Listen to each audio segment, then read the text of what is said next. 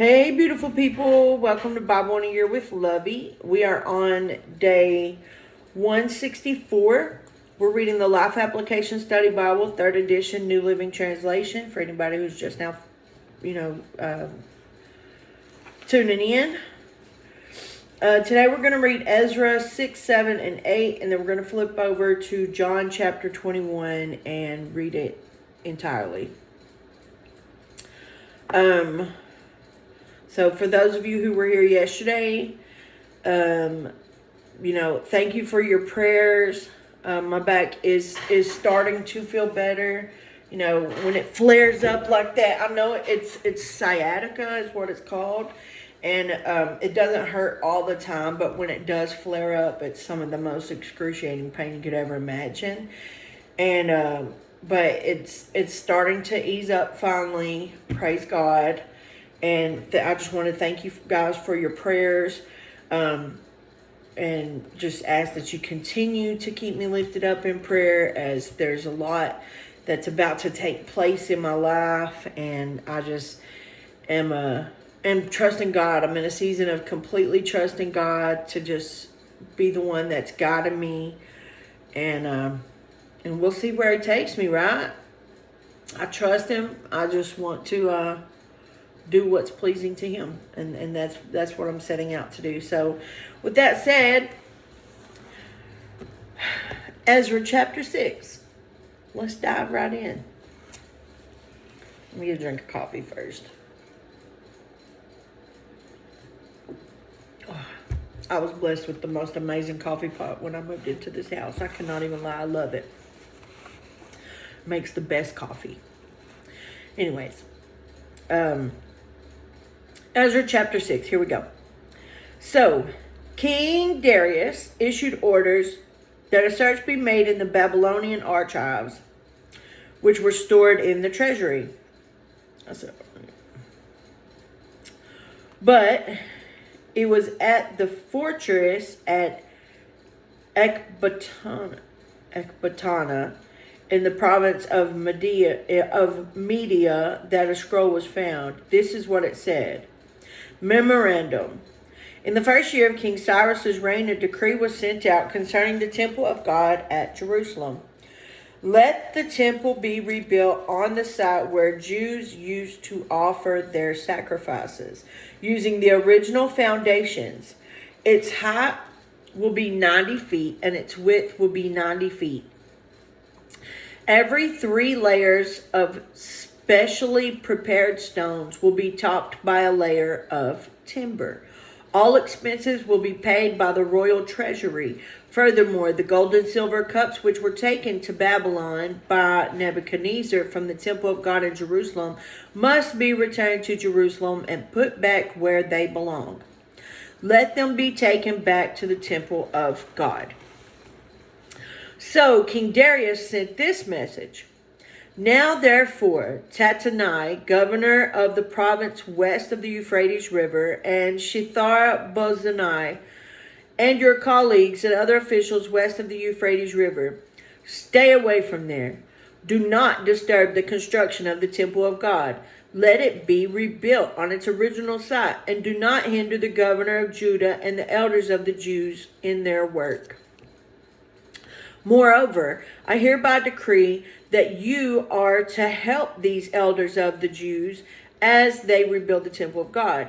You must pay the full construction cost without delay from my taxes collected in the province west of the Euphrates River, so that the work will not be interrupted.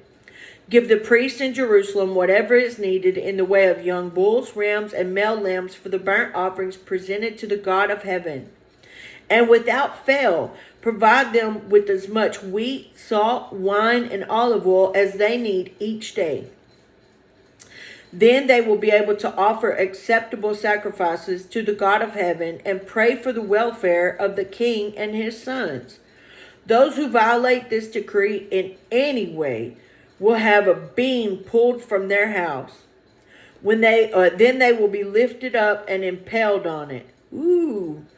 And their house will be reduced to a pile of rubble. Goodness gracious. May the God who has chosen the city of Jerusalem as the place to honor his name destroy any king or nation that violates this command and destroys this temple.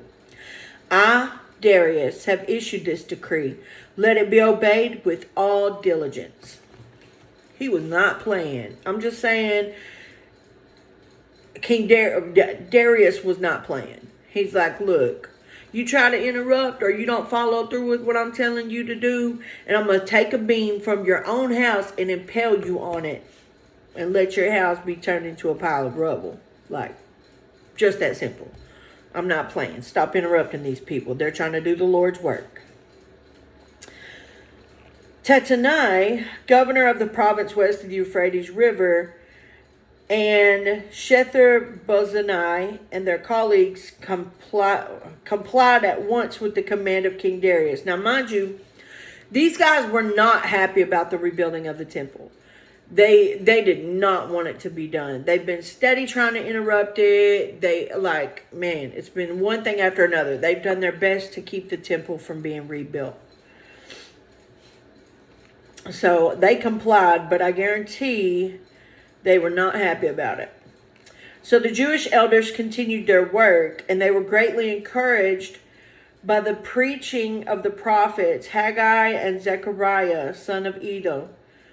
The temple was finally finished, as had been commanded by the God of Israel and decreed by Cyrus, Darius, and Artaxerxes, the kings of Persia. The temple was completed on March 12th, during the 6th year of King Darius's reign.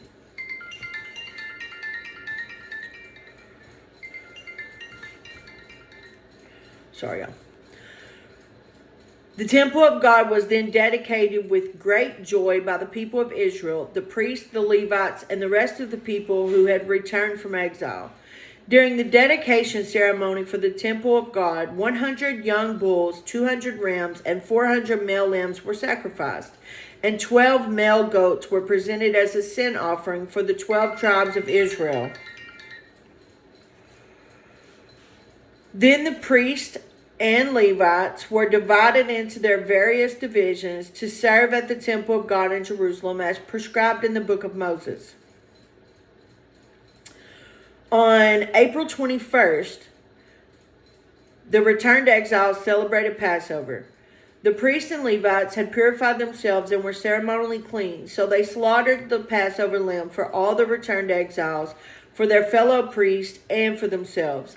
The Passover meal was eaten by the people of Israel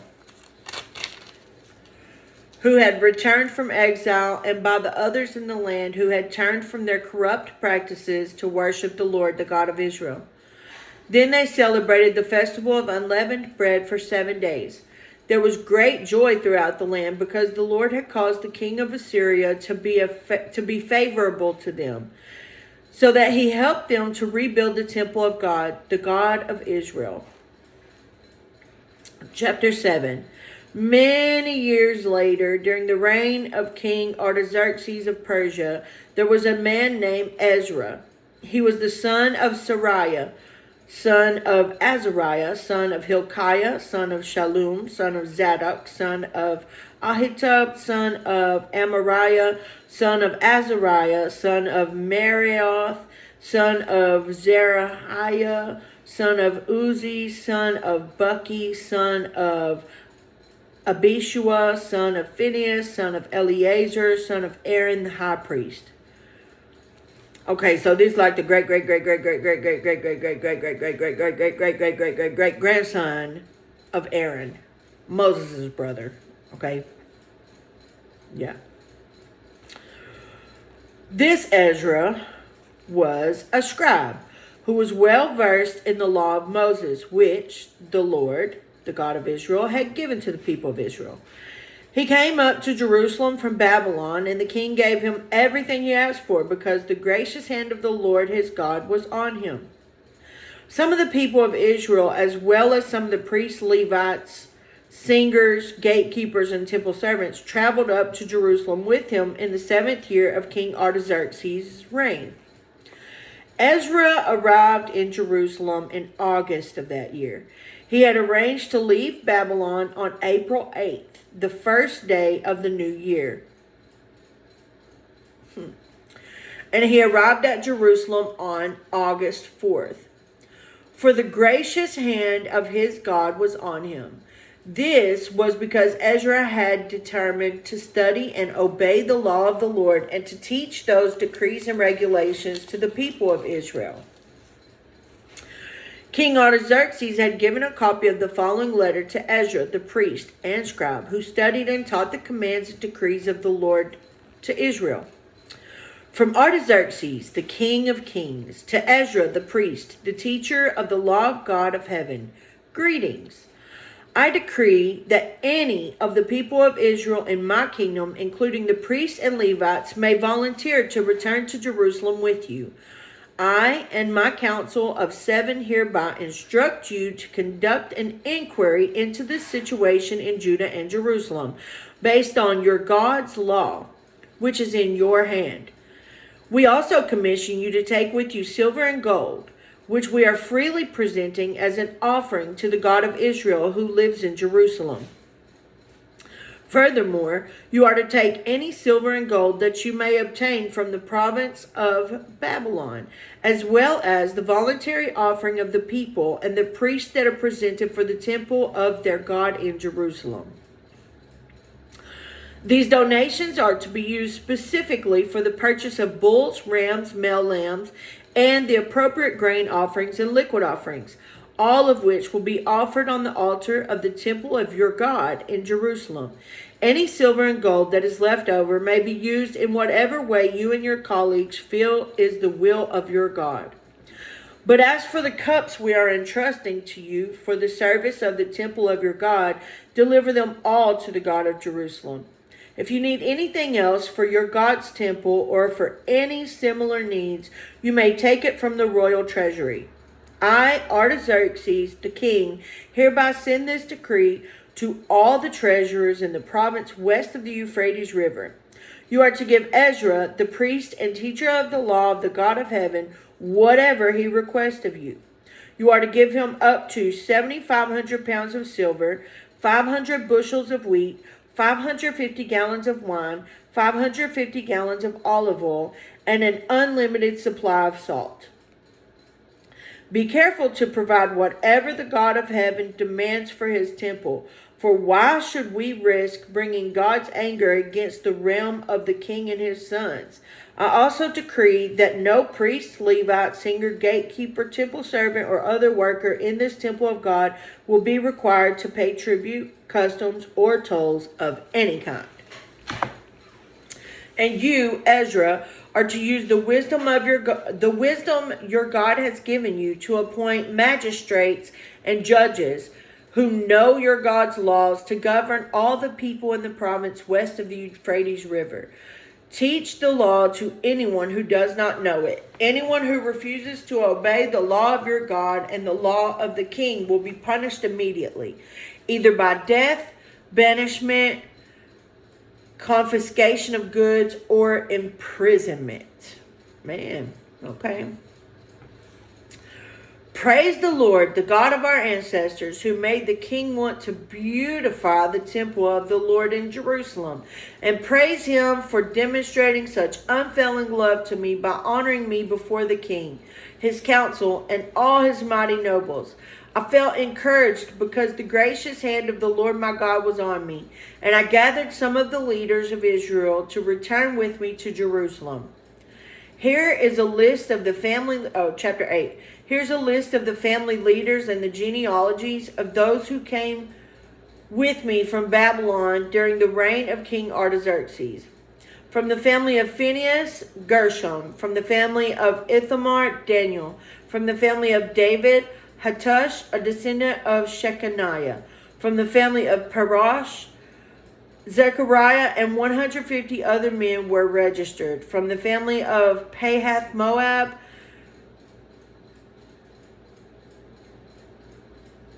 Elionai, son of Zariah, and 200 other men. From the family of Zattu, Shechaniah, son of Jahaziel, and 300 other men. From the family of Adin, Ebed, son of Jonathan, and 50 other men. From the family of Elam, Jeshiah, son of Athaliah, and 70 other men. From the family of Shephatiah, Zebediah, son of Michael, and 80 other men. From the family of Joab, Obadiah, son of Jehiel, and 218 other men.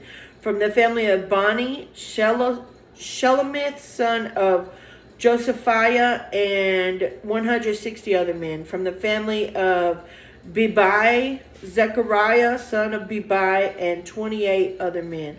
From the family of Azgad, Johanan, son of Hakatan, and 110 other men. From the family of Adonikam, who came later, Eliphalet, Jeuel, Shemaiah, and 60 other men. From the family of Bigvai, Uthai, Zakar, and 70 other men. I assembled the exiles at the Ahava Canal, and we camped there for 3 days while I went over the list of the people and the priest who had arrived. I found that not one Levite had volunteered to come along, so I sent for Eliezer, Ariel, Shemaiah, Elnathan, Jerib, Elnathan, Nathan, Zechariah, and Meshullam, who were leaders of the people. I also sent for Joarib and Elnathan. I don't really know how you pronounce that, so I'm probably saying it wrong. Who were men of discernment. I sent them to Iddo, the leader of the Levites at Casiphia, to ask him and his relatives and the temple servants to send us ministers for the temple of God at Jerusalem. Since the gracious hand of our God was on us, they sent us a man named Sherebiah, along with 18 of his sons and brothers. He was a very astute man and a descendant of Mali, who was a descendant of Levi, son of Israel. They also sent Hashabiah, together with Jeshiah from the descendants of Merari, and 20 of his sons and brothers, and 220 temple servants. The temple servants were assistants to the Levites, a group of temple workers first instituted by King David and his officials. They were all listed by name.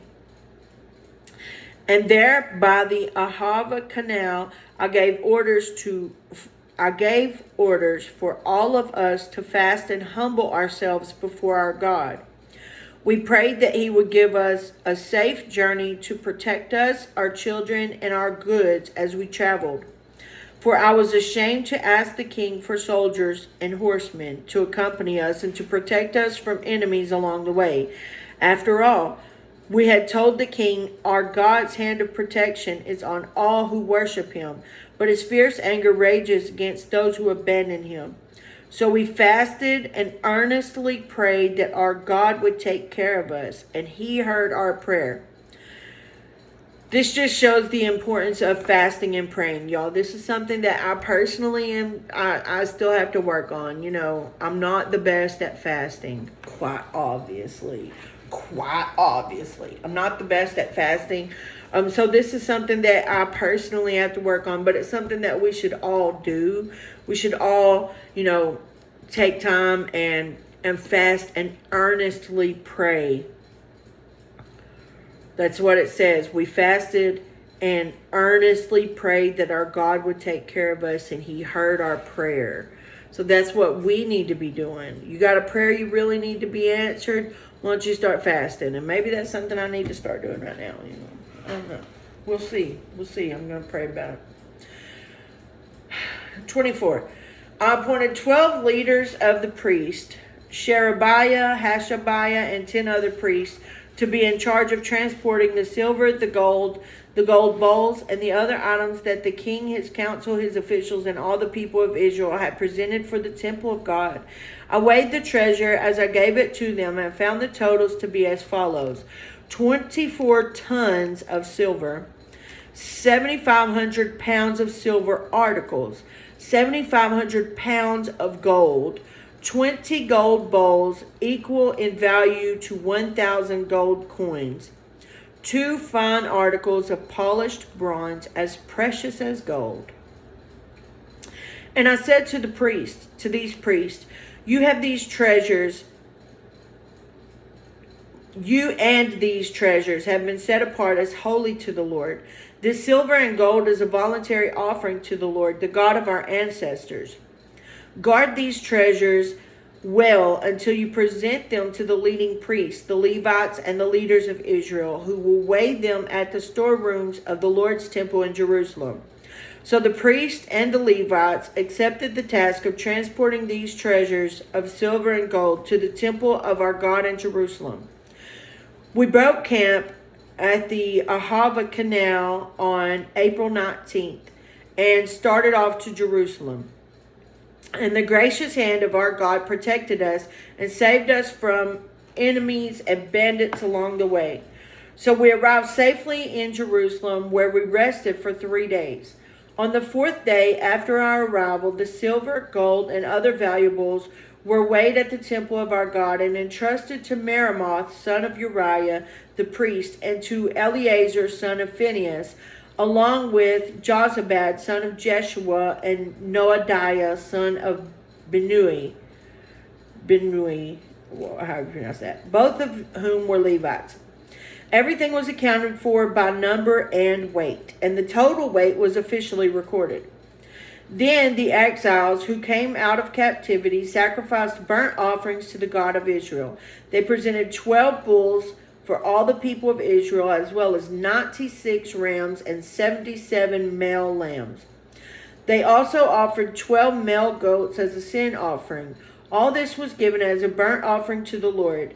The king's decrees were delivered to his highest officers and the governors of the province west of the Euphrates River, who then cooperated by supporting the people and the temple of God. And that's it with Ezra for today.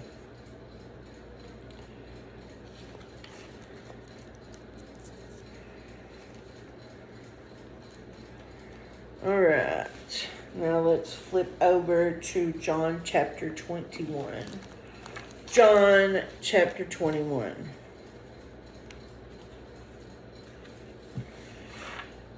We're going to read it all the way through.